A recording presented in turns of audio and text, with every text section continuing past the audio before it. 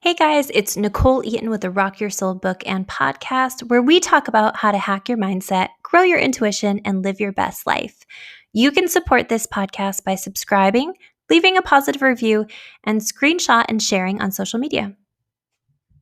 Hey guys, welcome back to another episode of the Rock Your Soul podcast. I'm your host, Nicole Eaton, author of the book Rock Your Soul, The Down to Earth Guide to Mastering Your Mind, and soul therapist. And I'm back with another episode. I actually tried to record this earlier this week because I like to release these on Tuesdays, but I ended up getting interrupted. Somebody came to the door, something happened, my dog was barking, whatever, and I ended up not finishing it. And it's a funny thing when your intuition is calling you to speak on a certain topic or share something within your business or do something, right? The intuition just keeps nudging you, it just keeps asking for you to do it. And so every client I've had this week, we have talked about doing this about the world being your mirror. Like this has been the theme is that your external world is always reflecting your internal state 100% of the time. So we're going to dive into that today. If that resonates with you, if you're feeling like chaos, if you're feeling like you've had a lot of conflict lately, if you're having themes of things come up and over again, this episode's for you. So maybe you're thinking, okay, Nicole, like, what are you talking about? What does that even mean that the world is your mirror? What that breaks down to is that when we have something unhealed within ourselves, when we have feelings, deep rooted shadow work stuff, when we have these recurring themes, it often is a sign that it's something unhealed within us. So I'll give you an example, and this is like as plain as day. So if you need an example that's like, show me what you're talking about, this is a perfect example. I used to work in traditional therapy, and in traditional therapy, I would get mandated clients. And this man came in and he was fighting with everybody. I mean, fighting with everybody, like was mandated for physically fist fighting with everybody. And this wasn't just happening at his work that he was having conflict at work. This was universally happening to this man, right? This was at the grocery store. This was walking down the street. This was his attraction point was anger to the point where he was drawing in evidence of that. So we talk a lot about the world is filtered by our beliefs. So the world is also filtered, and we also attract in manifestation ways by our state of being. Some people say that you don't attract what you want, you attract who you are. Whatever frequency you are currently at, whatever common feelings you're feeling, or old feelings that maybe you haven't cleared out yet, you're likely to see in your experience. So this man came to therapy, and of course, anybody mandated, and anybody who's had mandated clients understands this, that in therapy, the best way to get results is to want to change, right? So mandated clients were never my favorite. They were always a little bit of a challenge because the person just did not want to be there, but they didn't want to lose their job. And so I could at least pull them in with that piece, right? So through this work, this man had a lot of anger, and it really came down to this anger being old stuff. This anger was feelings from childhood, feelings from a relationship that had gone sour, and he really wasn't dealing with any of it. He was just drinking at night, going to work during the day, drinking at night, going to work during the day. And so he was never dealing with his emotions head on. So how his world was being filtered is that if you feel like everything is a threat in your world, if things have hurt you and you feel like everything is a threat in your world, you are going to start to filter through that belief that things are threatening, that there is conflict, that there is things that are offensive that they're saying. You might pick up tone places there's not tone. I actually was in a client session this morning, and I was saying to the woman, like, this is really important that you have this conversation in person, because through text, if you have this perceptual filter, you never know what the other person's perceptual filter is. So through text, the tone and intention can get really lost because everybody's processing from their own wound space. So as this man healed some of that anger, we talked about it when we removed that energy out of his system. We found anger management coping skills, worked on some deep breathing, created a little plan of action, and suddenly people stopped wanting to fight him. Suddenly he got promoted at work. So he went from almost being fired to being promoted at work because his whole energy changed and he started creating space in his internal space by clearing out some of that energy, by clearing out that anger by talking about it and opening up space to receive what he was actually desiring, which was recognition and love and support. And he was really good at his job. He was really, really smart. He just had a lot of filters drawing in experiences that weren't working in his favor. So, my question for you is, are there things popping up in your life? Are there things in your experience that just feel like, what the hell? Why is all of this coming up? And what I'll ask of you is to just come back within and scan yourself and ask yourself that really important question of, what is this making me feel? What triggered feeling is showing up? Is it abandonment? Is it loneliness? What is your base emotion when it comes to this particular chaos? Have you seen this chaos before? It might not be the same situation or the same person that's initiating this, but it will always be the same feeling. And that's our sign of what we know we need to heal. I was talking to a friend the other day and she was like, "Man, I have this situation with my dad, I have this situation with my partner, and every single time either of them do this particular behavior, I feel lonely." And it is my base emotion of what this pattern triggers in me because I keep seeing it in the outer world. So then we can address that feeling, right? We can address that loneliness or that anger or that abandonment or whatever is showing up for you with this triggered emotion. We're going a little deep here, okay? And we're going a little deep here on purpose because this all ties to manifestation. Like, if we want to talk about manifesting your dream life and we want to talk about manifesting your dream career or your dream partner or your dream experiences, then we have to get through the bullshit. Like, that's the thing that people look at manifestation as this luxury filled, awesome, dream car, dream house, dream purse. I've got that, Louis Vuittons. That's all awesome stuff. I am here for a fancy as fuck lifestyle. I will always be about that. Give me all the Saint Laurent. Like, I'm here for that, but here's the thing. Our manifestation is most powerful when we've healed our own bullshit. Our manifestation is most powerful when we've addressed the deeper stuff within us. Because when we start to remove those deep rooted subconscious filters, we start creating space for new things, new opportunities, and new versions of ourselves to emerge. And with new versions of ourselves where we're not angry all the time, with new versions of ourselves where we're not lonely and isolating all the time, with new versions of ourselves where we're not in this abandonment wound where we feel like we're not lovable all the time, we open up the friggin' gateways of abundance.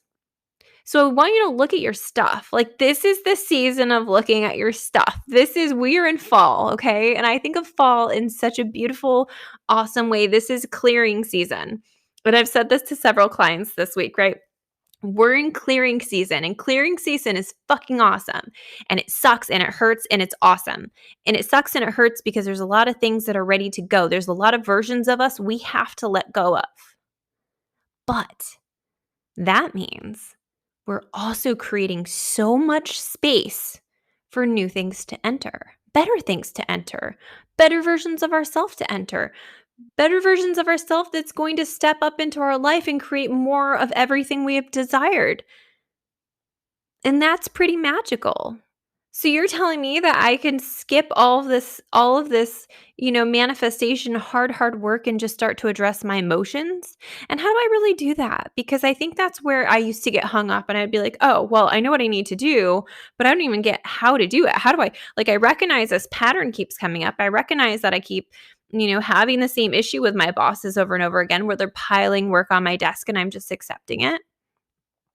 So part of that emotional work becomes, what is it that we're missing? Because the reality is, and again, I was saying this in a soul therapy session the other day to somebody, is like, the energy that created you, and you can believe in evolution, you can believe in creation. I don't care what the hell you believe in. But I'll tell you what, a soul is a soul is a soul.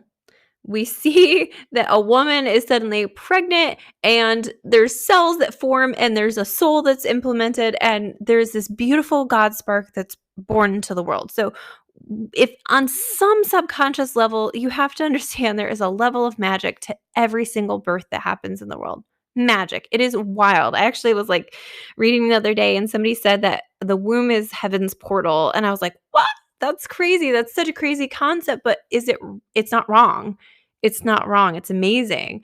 So if we start to like look at ourselves and really look at ourselves, and I've talked a lot about mirror work, not just the world being your mirror, but actually looking yourself in the eyes.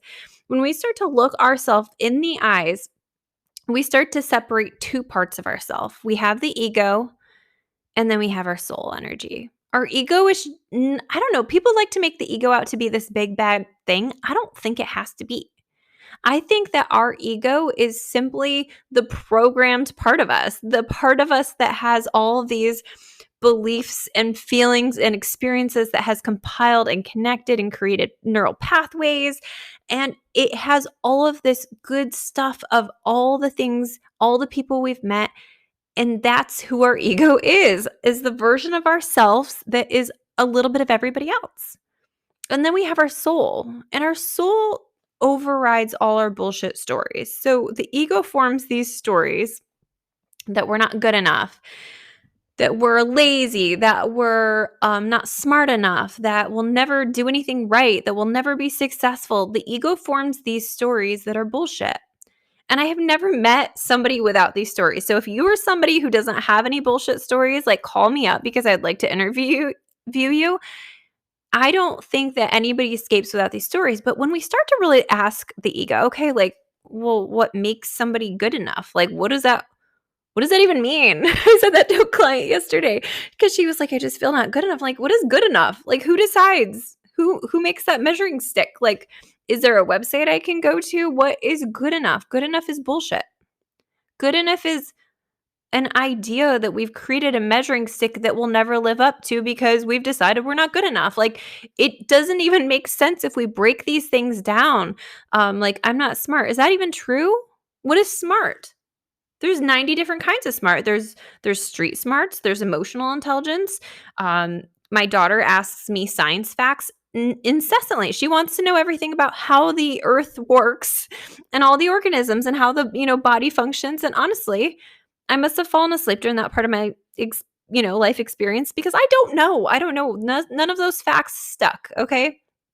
But I could tell you exactly how the brain works, and I could tell you everything I know about emotions, emotional state, and energy, and that is my wheelhouse. I have high emotional intelligence. So, what does it even mean you're not smart? Like that, those stories are your ego. Those stories, and I want you to ask yourself in relation to this emotion, what are your bullshit stories? What are your stories that are triggering this loneliness? I'm alone. Are you actually alone? Are you? Or are you just not responding to people on your, that are texting you? Or are you just wanting one person to text you? Are you actually feeling abandoned? Have you abandoned yourself? Well, good. We can fix that because you're right there where we found you and where we left you, right? When we start to disassemble these ideas that the ego has created to keep you small, to keep you stuck, to keep you from really hearing your soul energy that says you're fucking expansive, you're awesome, you're all the things that you can be, and you're just going to keep getting better. We can recognize the soul because when the soul speaks, it feels right, even if the belief isn't quite there. I know that's hard to understand, like when I'm saying it like that, but I just want you to be thinking of a time where you felt really confident about something that you just logically should not have felt confident about. Like maybe you didn't really know how to do it, or you stepped forward and said something and you're kind of like, ooh, I don't know even why I said that, but it was brilliant and it was right. Because when our soul speaks, it's flawless and it's correct. And there's that recognition, even for most people, when I say even like your soul, you have in you the power that creates worlds. You have in you the power that creates worlds. And that power is pretty damn powerful if you don't, if you ask me. So if you have in you an energy that has the capacity to create worlds, like why are you stuck on this? That's silly. What if we just let it be easy? I love mental health, and I think mental health is useful in so many, so many, so many ways. But I also think that sometimes we can get really stuck in believing that it has to be hard and a lot of work and really challenging. And I think that there's a problem with that. You have all this stuff going on. Okay. You've got these beliefs. Okay. They're just beliefs. They're just a thought that you kept thinking over and over again. You developed some emotions around it. You developed it as a belief. It's automatic now. But guess what? It's just a thought that you kept thinking over and over again. So if we say, okay, well, that sounds pretty easy to change. That sounds doable. I just have to find a new thought to start thinking over and over again. I have to find a thought that I can start to begin to believe to be true so I can gather evidence because my brain will do that for me. It doesn't have to be hard. This healing journey can be fun. It can be fun to get to know yourself again. It can be fun to redirect that energy, and it can be fun to do self-love healing things. It can be fucking fun.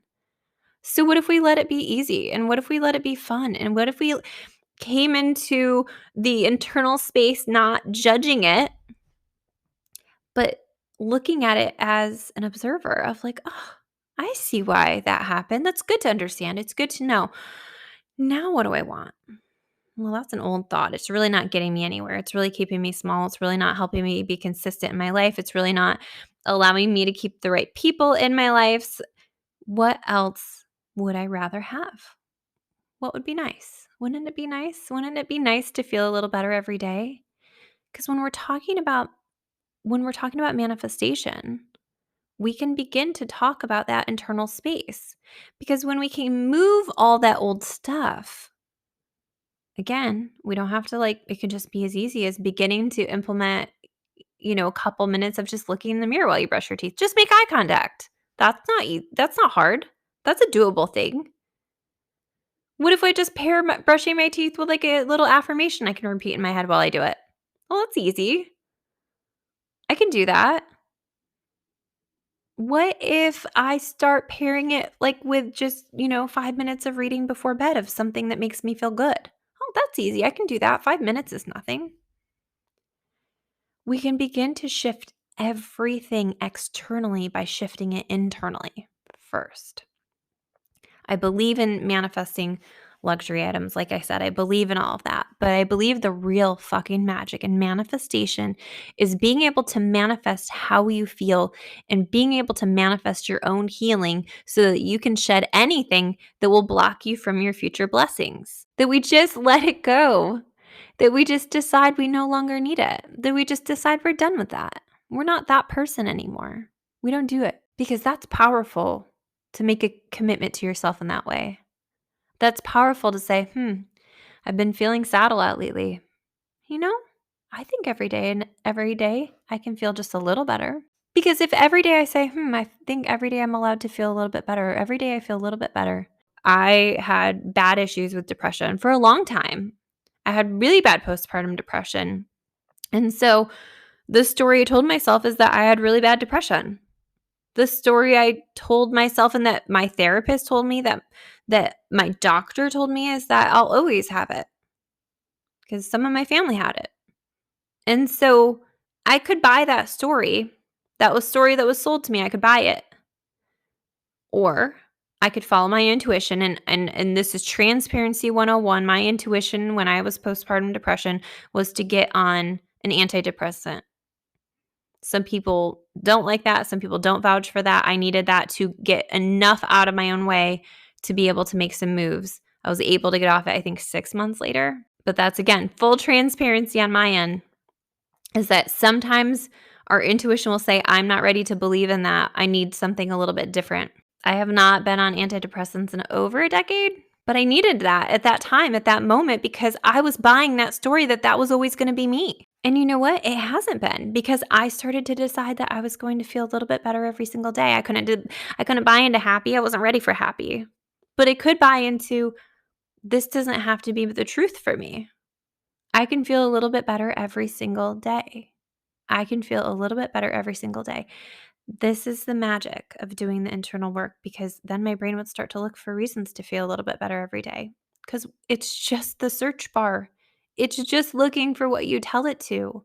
So when we have these thicker, deeper stories about how we have to be a certain way and this is it, then we get stuck. We get stuck in stories that limit our existence and limit our healing and limit who we can be and who we are. I think knowing is nice. I think knowing helps because then you're not just wandering around feeling crappy on your own. So sometimes it's like, oh, I do have anxiety. But instead of making it who you are, let's make it something that you've dealt with. I'm a person who has experienced anxiety. I'm a person who has experienced depression.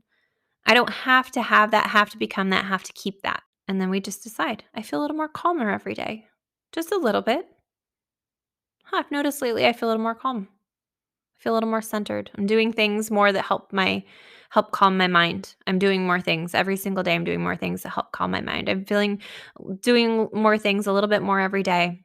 I'm following my intuition to ways that make me feel even better because that's pretty magical too. So we can begin to change our external world by changing our internal world. So those themes that pop up, those conflicts that are arising, those things that are you're seeing. What if we could come back in and just say, what is it firing in me? And what is the belief behind that emotion? And is it even freaking true? This is Thoughts Work 101, my friends. This is your launching pad for everything you can heal in your life right here. This is it, is your recognition, your self-awareness, and your commitment to just not being that person anymore, just being done with that shit. And that's power. Who doesn't want that? And if you're really not ready to do the work, if you're like, I don't even want to come with it, and there's some stuff in there that I'm not ready to address, here's my hack for you. Okay, so if everything in your internal world is reflecting your external world, then what if we just start with making some shifts in your external world?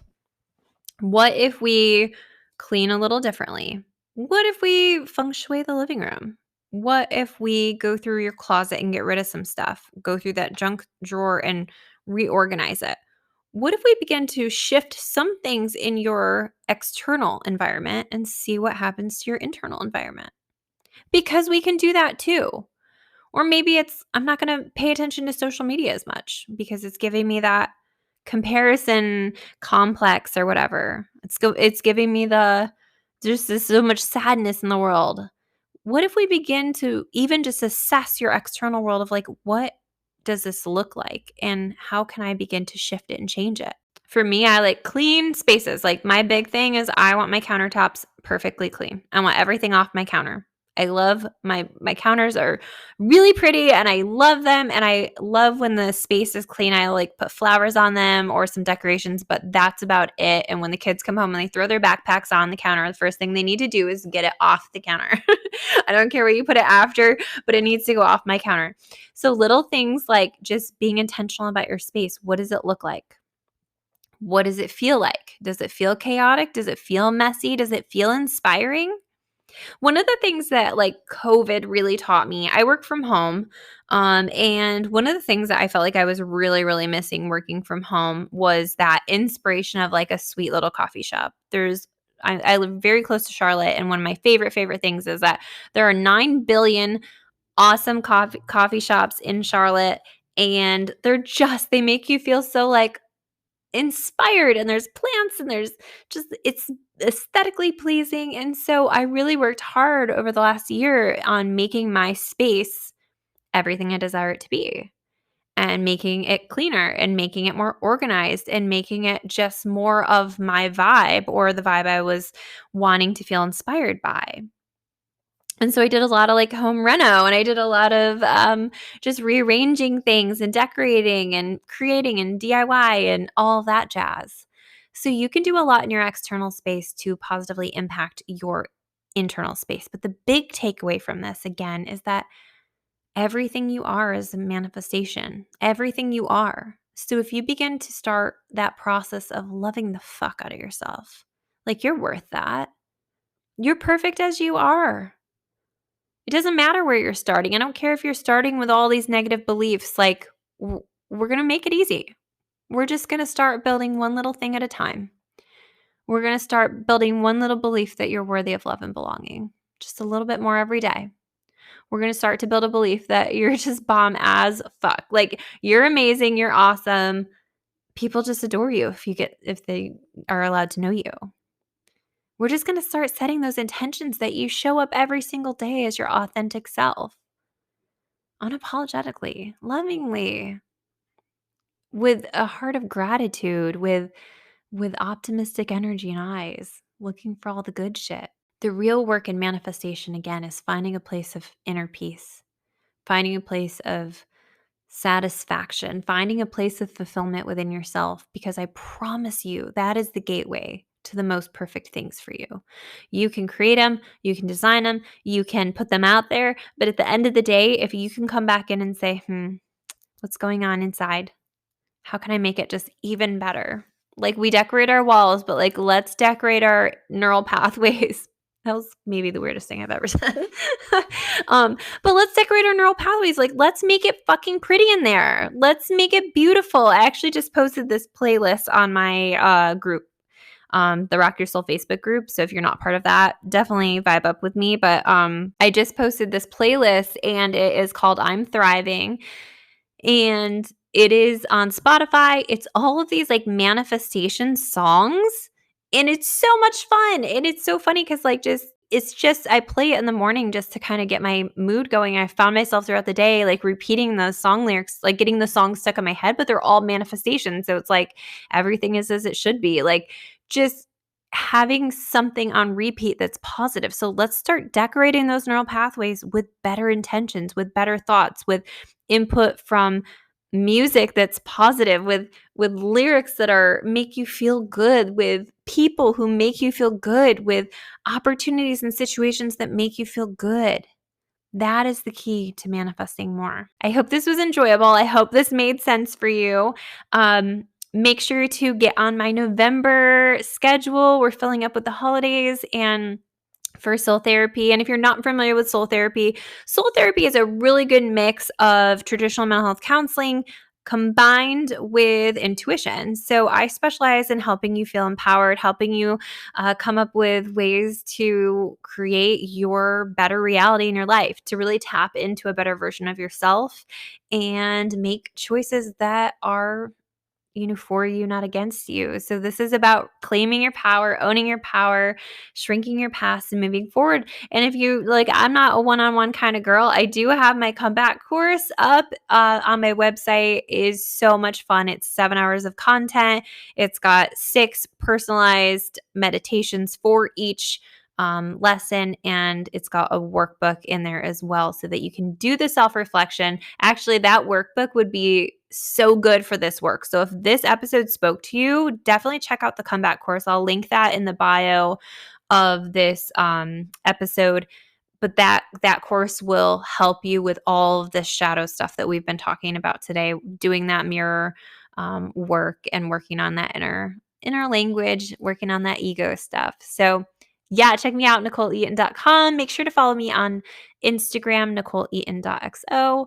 As always, please subscribe. It really, really helps. And you also get the episodes because sometimes I don't announce them until a couple days later. I'm working on that. I try to drop every Tuesday. And I'm just so grateful for everybody who listens. I'm just always so blown away. Podcasting is so different than normal social media because it's like you're putting all this energy out and you're just like, I always see the views and the view count, which goes up every week. And again, I'm so grateful. I don't even know how y'all find me, but I appreciate all the love and support. So you can support this podcast by just taking a screenshot, sharing, tagging me in it, and just letting the world know that it made sense for you. It resonated with you. But I always hope it does. I always set that intention. I love and appreciate you guys, and I'm wishing you the best week ever. Bye. Thank you so much for listening to the Rock Your Soul book and podcast. Take a moment to book a one-on-one session with me or purchase my trainings at NicoleEaton.com. Join the Rock Your Soul Facebook group or follow me on Instagram at NicoleEaton.xo. And if you loved this podcast, don't forget to share it. Thank you.